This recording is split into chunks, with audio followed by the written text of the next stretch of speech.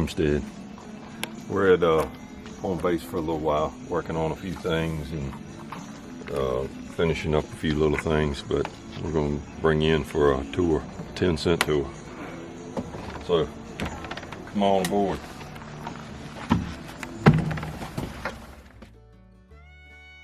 So the driver's area is pretty much factory. We run portable air conditioning, so we've got made a box that sits over the driver's seat, and then the exhaust just goes out the window right there. But we still have some trim pieces here and stuff that we need to do, but for right now, this is all the treatment it's going to get for the time being. And we decided to do kitchen when you come in the door instead of a lot of buses I've seen where it's living area and then kitchen. I wanted kitchen and then living area because we cook outside most of the time. If you notice, we don't have a cooktop. We use an air fryer, or we cook outside. 95% of everything we cook is outside anyway, so we cook outside, and we want the kitchen here, easy in and out. So these countertops are wormy maple or ambrosia maple, or however you want to say it. They're live edge slabs. They've got a lot going on in the tops. There's some bird's eye type stuff going on, and there's some flaming. It's even got a little spalting in it from here and there. Check back to one of our first videos when Aaron pulls these out and is trying to decide where we're going to use them. They didn't look like this when we first pulled them out of the pile. And then this little top right here is a piece of sassafras that got the same epoxy treatment as the countertops. A lot of the stuff in the bus,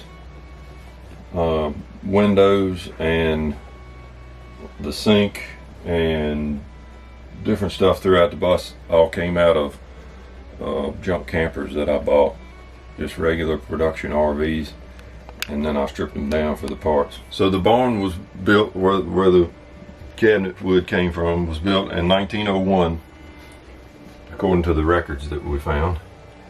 And the about probably last year, sometime during COVID lockdown, it finally fell over. It had racked over for years. It had been almost falling over, and it finally fell over. So my friend Craig got all this wood, and we even used the tin for the panels, the tin off the barn, for the panels in the cabinet doors. And the bottom drawers we're just using for, instead of cabinets up top, we decided to use the drawers that pull out for our dishes instead of taking up space up top. So we have our dishes on this side, silverware on this side, pull out trash can here. So everything is, we have pretty good storage. We're finding that so far, I think we still have a little bit of extra storage that we're not even using yet. So we've got a little spice cabinet. Also works good for cutting boards. Cool. Cutting board, and then spice. All soft close hinges and soft close drawer runners. So the ones, as long as they're not loaded too heavy, they stay closed while I'm driving. But the ones that are loaded heavier, I put a little D-ring right there, and then I just run a strap all the way back and hang it here underneath the sofa, and then that secures everything down the side. Those, of course, just doors, so there's nothing, they stay closed. So the living area my sofas.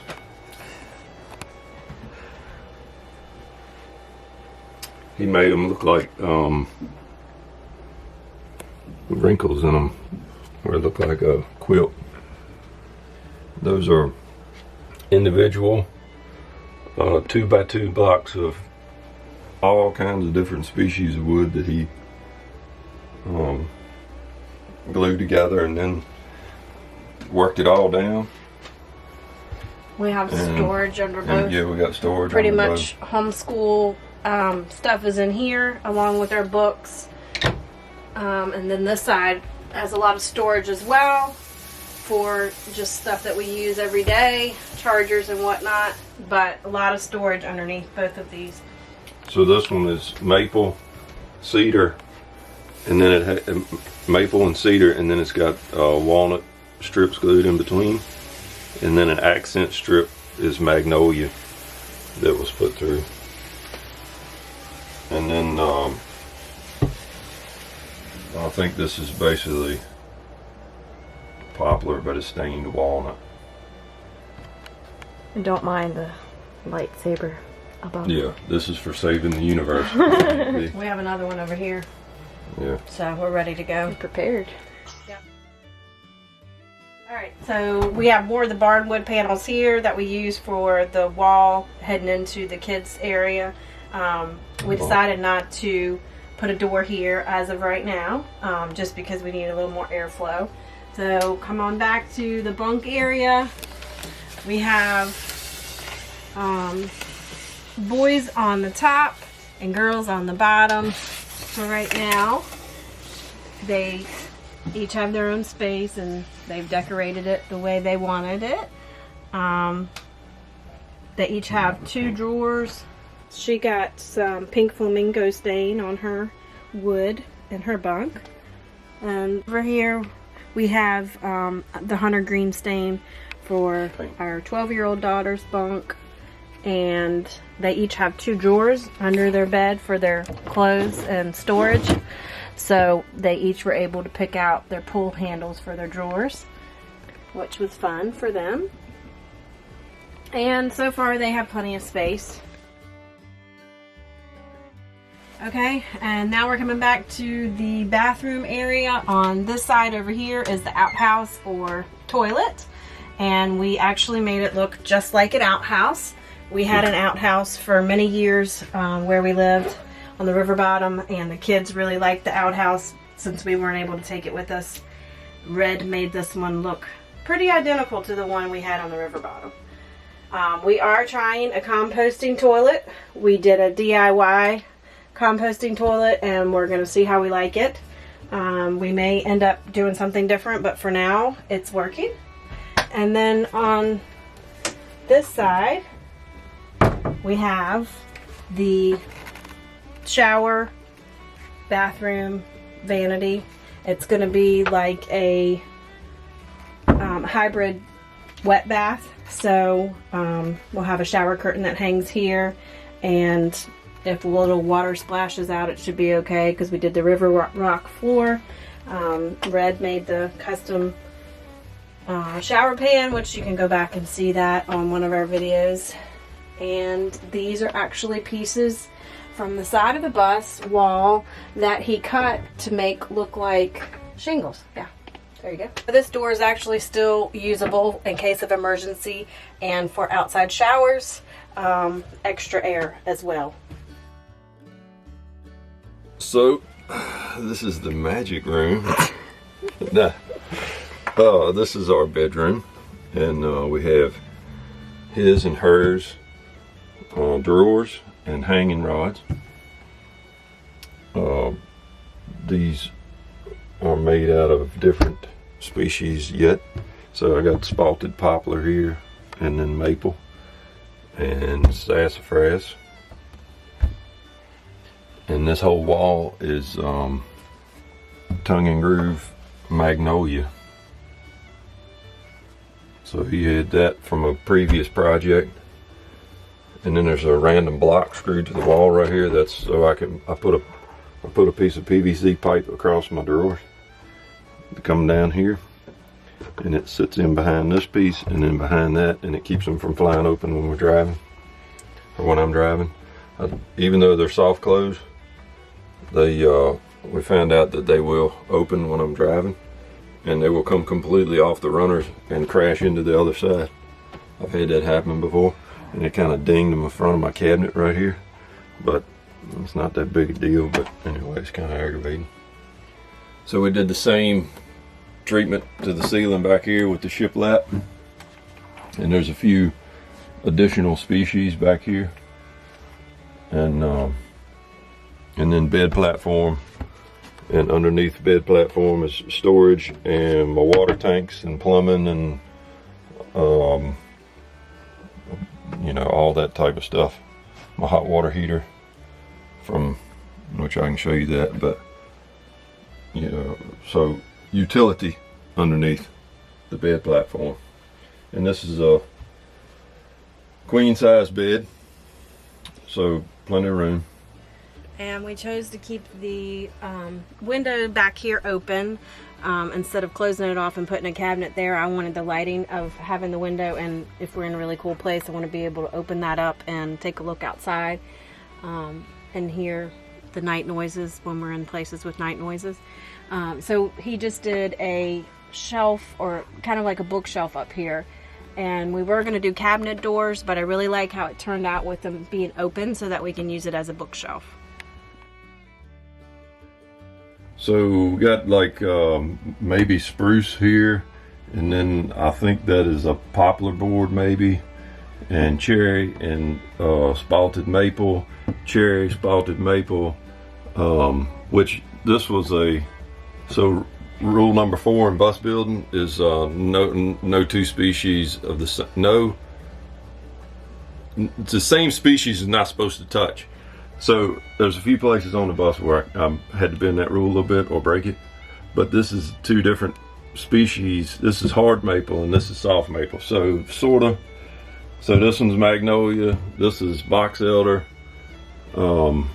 maple, magnolia, cedar, walnut, a different type of magnolia. This is ash, but it's wormy ash, cherry, poplar, magnolia, maple, no idea, maybe elm, red oak, gum, I think, cherry, maple, ash, walnut, who knows, another red oak, walnut, I don't know, this is not real, cedar, magnolia, another magnolia, I think. So I think we've got about 13 different species in the ceilings, and we've got some cool ones in the back too. I'll show you some unique species. All right, so like this one is it's a hard maple that was quarter sawn and then laid around in the log yard for a while, and it's spalted. So we called it marble maple. What does spalted mean? Spalted is a fungus that grows in it, and it gets this lacy look through it. So we got quite a bit of that back here. And then this is red spruce, but this board and this board are Osage orange. So you don't see that very often because the trees in this area are very rare. And this piece of walnut right here and this piece of cherry are probably my 2 favorite boards besides butt cedar. This cherry right here, where it's a transition between the heartwood and the sapwood, is a really cool look to it. And then this walnut, there's so much going on in this area right here, it's pretty unreal. And then we got some sycamore back here too, and there's a piece of white oak in here, which Craig doesn't like to use a lot of white oak for whatever reason, so he didn't let me use very much of it. I like white oak, he doesn't like it, but there's a piece or two back here somewhere. I don't know where they're at right now, but anyway, a lot of the same walnut and poplar, and there's a couple different walnuts that look, or they're all walnuts, but they look different on account of where it came out of the tree. So some of this walnut is in like right in the transition between heartwood and sapwood, so it gets real light, and it's pretty neat looking stuff. So these doors are made of tongue and groove strips, probably from the 50s, from some lumber that Craig got when he cleaned up for a guy, and it's old fir, some sort of fir, and it's the same species, but some of it really darkened up. I guess same thing on account of where it came out of the tree or something. I don't know much about it, but anyway, it's pretty cool old antique stuff. A lot of the lumber we used was reclaimed, or like some urban, you taken down in urban areas, and then by tree service companies, and the tree service companies brought us a log, and we sawed it and dried it and made stuff out of it. The live edge countertops were sawed by a man I used to work for, or he had them sawed, and then we took and worked them down. When I took them to the shop to have them dried and everything, they looked about like this barn would. They were pretty rough shape, but they turned out beautiful, I think. So this area is going to be, there's going to be a heater of some sort here. I was thinking about doing wood stove, but I might just do gas heat for right now. Maybe a diesel heater. I'm not sure what I'm going to do yet, but this area is dedicated to a heat source. And if I do wood stove, tiny wood stove, I got storage under there for firewood. Behind my driver's seat, I built this little cabinet. Don't pay any attention to the missing trim. I built this, or Craig built this little cabinet for me, but I put my my battery meter in here, and a USB charging port, or whatever you call it, plug, and then one regular AC 110 outlet, and then my power station here. So everything comes and goes from my regular, it's just a regular RV power station. So everybody that's ever been around RVs is familiar with that deal. And I chose just to do 30 amp service on the bus. I thought briefly about doing 50 amp, but a lot of the parks we go to are only set up for 30 amp anyway, and it's just easier, to me it's easier with the generator and everything is already set up for 30 amp, so just plug it in and go. And 50 amp would have added a little bit of complication to it, so I decided just to do 30 amp service.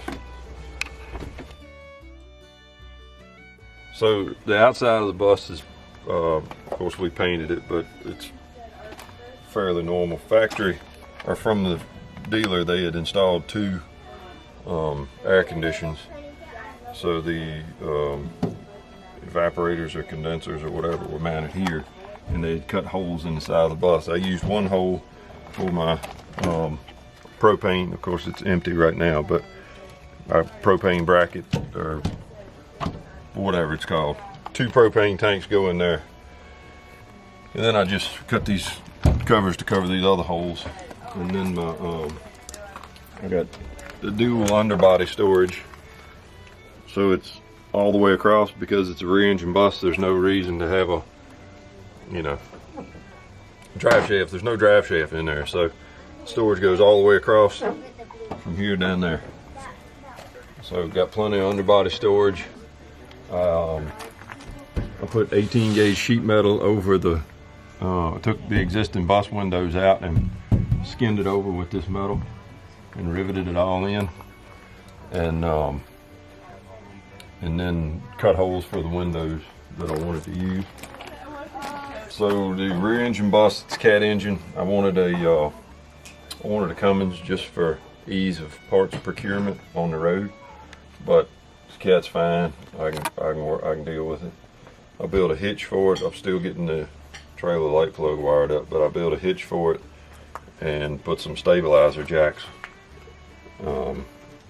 here so we can take some of the bounce out of it at night.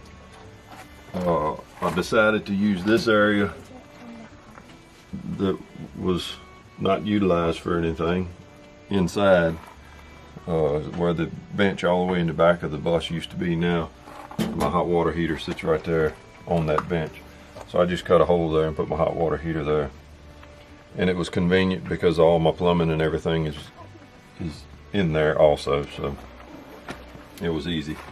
So I decided to, instead of the cord that you shove inside and then pull out when you're ready to hook it up, I just used a receptacle plug type deal, which most modern RVs I think use the same setup. I don't know if they even make an RV anymore where you shove the cord inside like you used to on the old one. But same deal here.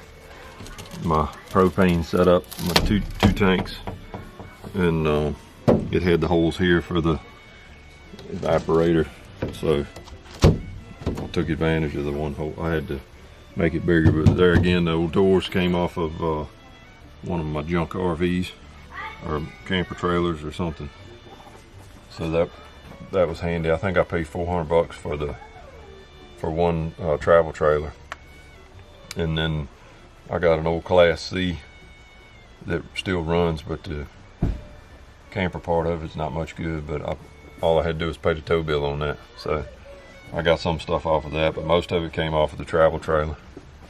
So I think that for $400, I think it was a good buy. The front, same thing. I built these little brackets here and just welded them straight on the bumper. Right behind is a major support there. It's got tow hooks under there and everything, so it's a pretty solid spot to mount these. So I just cut some channel iron and welded it up, and then for my front stabilizers.